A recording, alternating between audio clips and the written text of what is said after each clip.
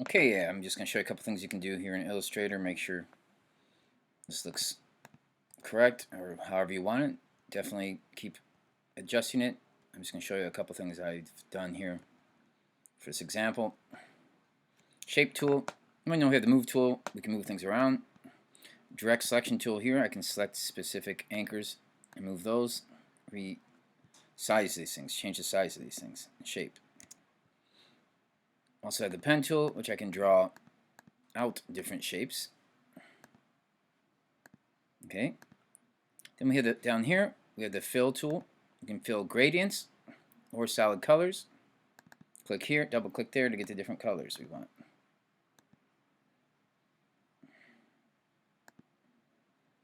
Go back to here to black and white. Black stroke, black fill, white stroke, or switch them around. White stroke, white fill, black stroke. Double click and get a solid color here. I can also add a gradient. Click the gradient tool, click and drag. Or click in there. Now the gradient tool, I have my gradient window. If I look at my gradient window, gradient, I have the horizontal or vertical, straight up and down gradient, and the radial, the linear or the radial gradient. The radial goes in all different directions. Then more of like a free-form natural gradient, which you can adjust and move around and select a bunch of different colors for. Okay, back to my move tool. I don't want that. I can delete that. So, we also have the shape tools, rectangle, ellipse. Ellipse is a circle, polygon, star tool. Let's do the ellipse tool. Hold the shift key down, pull out, hold the shift key down to pull out a perfect circle. Then add that gradient. I already have a gradient in this one, so I can go to the eyedrop tool, and I should be able to grab this style here. There we are. Okay, now this one I think has a slight stroke on it. Yes. And there we go. I can always adjust the gradient later if I want. So I took one of those shapes, one of those circles, for the base of this logo. Now you gotta be careful because you don't want this drone symbol to be real tiny. Before it was way too small, you couldn't see it, was up here to the top, really small. You want it to be the main focus of your logo, so I'm making it a little bit bigger here. I have a couple other versions here so you can see how it was built. Just a bunch of different shapes built up. Okay, and you can leave them like that and do different colors if you want. Right now they're grouped. I can ungroup group them, object, ungroup, so now they're all separate shapes on my move tool. Then I can do something different with it if I wanted to.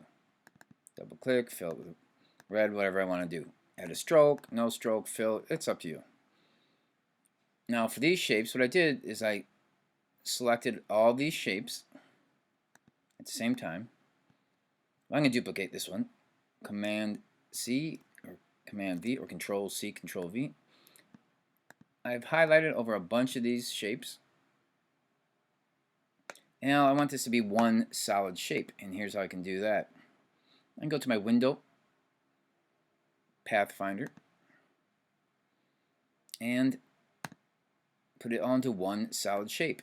This first button on the shape modes in the Pathfinder window. So now it's one shape, and I can fill it all the same pretty easily and adjust it. For this logo here, I filled it with white, no stroke. For this one, filled it with black with no stroke. Up here. I also have a shadow one that I fill with a blue color. And then I went to the properties panel, or the appearance panel, and I lowered the opacity on that blue shape to whatever you think looks good. Or you can just take that shape off if you want. You don't have to have it on there. Okay, that just gives it a little depth. You don't really need that shadow on there, but I thought it might look nice. And select it down here and delete. Hit delete. Maybe I like it like that better. Okay, now for this shape here. How did I get that? Good way to do that is rectangle tool. Drag out a shape. I want no fill. Click here. Click this here, and right here, no fill. Now, there's 4 anchors on here, but I want to get the shape here, so I need another anchor. I go to the pen tool, click right here in the middle, and add an anchor. Oops, Command Z. Select it first, pen tool, add an anchor. Now I can go back to my direct selection tool, select this anchor, and adjust that. Okay, gives me sort of that building shape. And this is my original one. Quite often I leave these original shapes over here in case I want to use them again or in case I mess them up. I'm going to duplicate this one, Command C, or Control C, Control V, Command V on a Mac. I want this to go to my selection tool. I want this guy to be on top. Okay, I can do that a couple ways. Windows, Layers. There he is. Click it and drag it to the top. Command Z undoes it. It's back down here. I want to move it to the top. Another way, I select this guy. Command right bracket brings up one space. Shift Command or Shift Control on a PC. Right bracket will bring it up to the top of all the layers. Shift Command left bracket will bring it all the way to the back. Okay. So I want this and this to sort of fit together. I don't want anything sticking out beyond this circle. Okay, a great way to do that. One way, there's several ways, clipping mask, things like that, which get a little clunky. One good way to do it, which is easily reversible. Well, I may want to save this first. Command C, Command V. So I have this backed up in case I need it. Okay, I'm going to click, drag over 2 shapes, or click one, hold the Shift key down, and click another one. They're both selected.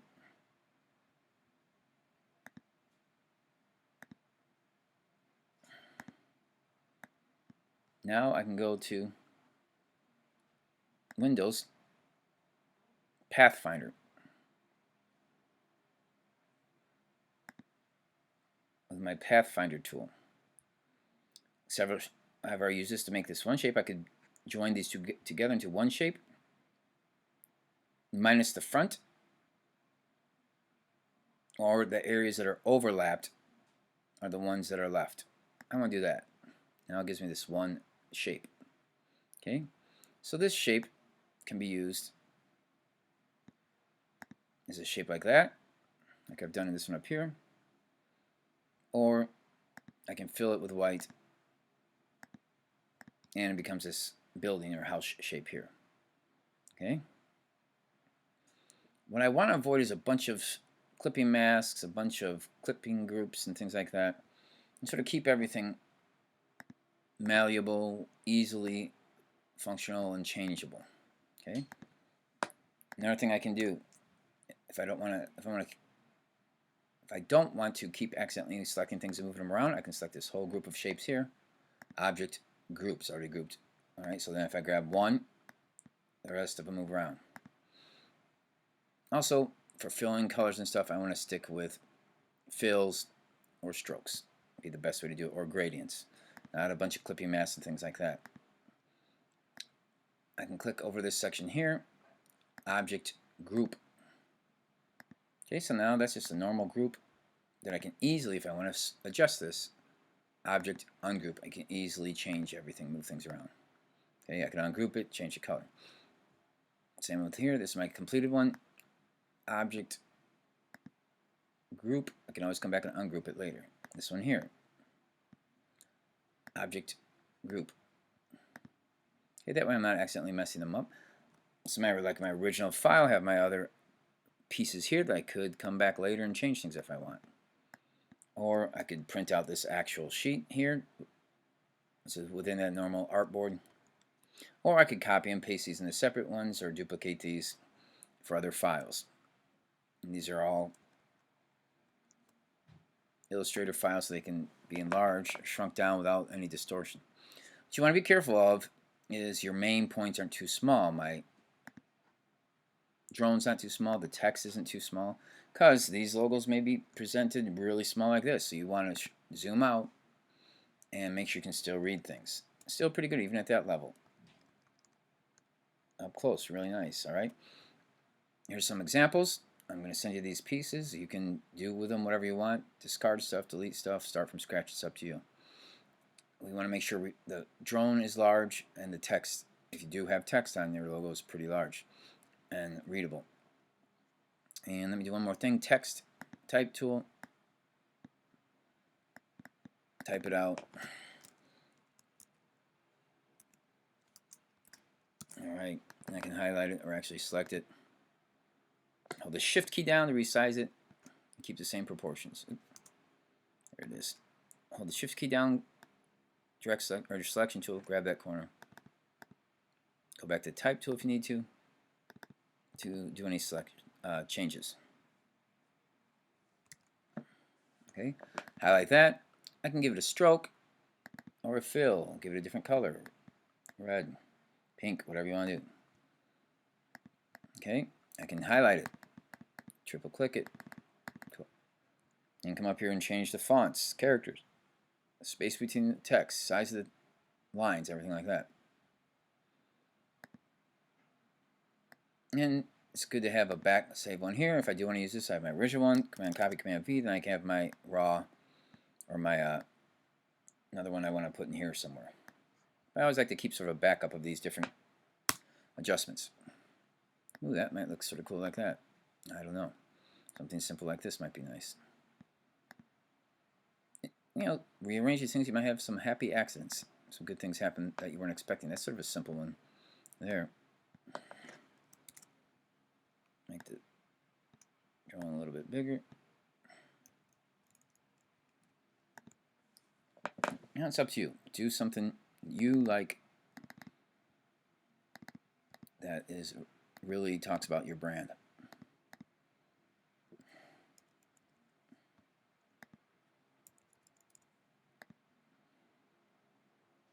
All right. Copy, paste, maybe. The earth becomes the focus of this one.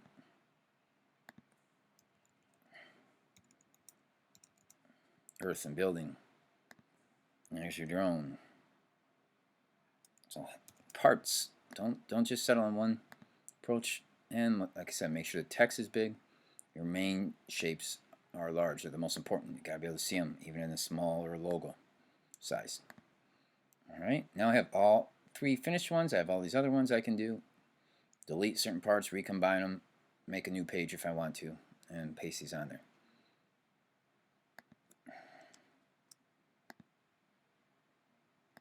If I rotate it, will that give it a little more motion, a little more energy? Different things to think about.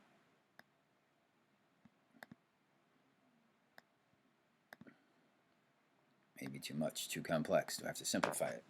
Ooh, that's sort of a nice shape there, sort of an abstract shape. That's sort of interesting too. Although it might look like an old TV antenna. Don't want to do that. Alright, so once again, make sure you duplicate everything.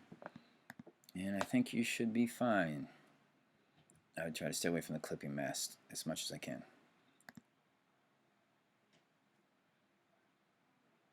I'm going to save this and send it to you. Save as.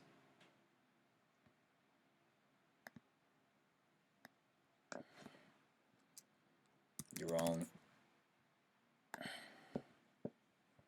Okay. Then when you're completely done, you want to submit something to me, file, export as a PDF or a JPEG would be fine. All right, I think you should be able to do it, and good luck.